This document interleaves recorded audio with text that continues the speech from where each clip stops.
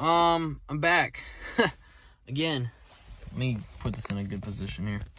At least somewhat good position. I just listened to James Blake's Assume Form, released in 2018.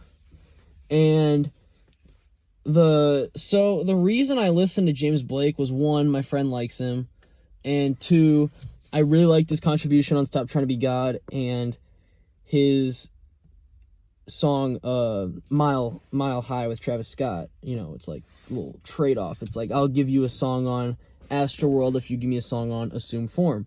And I figured, Assume Form, it's probably going to be decent. It's probably got some good tracks. No.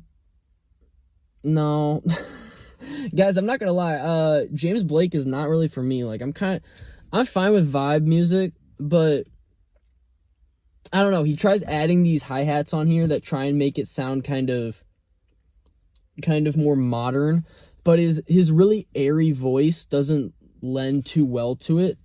However, a song like Mile High is really good because of the atmosphere that Travis brings in, and his feature and contribution to it really kind of make the track what it is. Because I do believe if it was just like James Blake on the hook, it'd be fine, but you don't have the contrasting voice of him and Travis. So I feel like if Blake was to do an album like this, it would have to be really feature heavy. And yeah, you have Travis and you have an Andre 3000 verse. You can't go wrong with that.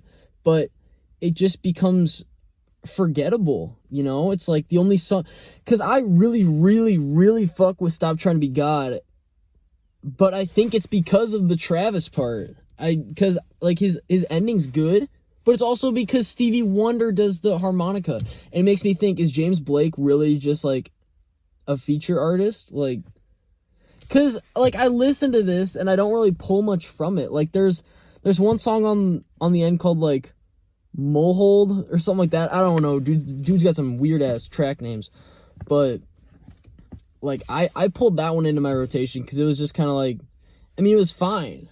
It was just kind of like a vibe song, and it's got the hi-hats in it, so I was like, whatever, I'll just throw it in the vibe playlist. But other than that, it's like the only thing I'm really taking here is Mile High, and I already had that. So for me, it was kind of a waste to listen to this whole thing through, but I was really just doing homework during it, so I wasn't missing much. I don't know.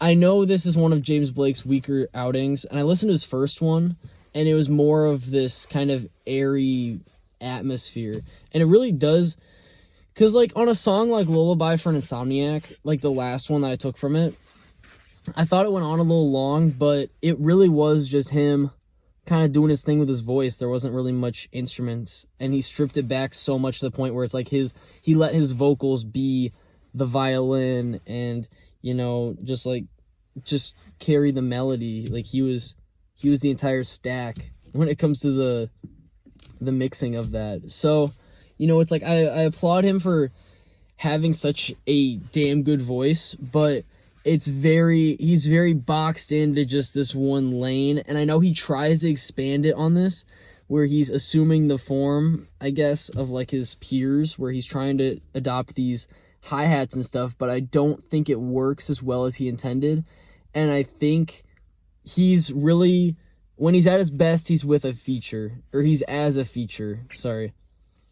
And these kind of solo songs they're not doing it for me. I'm gonna probably say skip on this one, but listen to Mile High, because that's a really, really good song. I love Travis's contribution to that. So yeah, that's my take on Assume Form. See ya.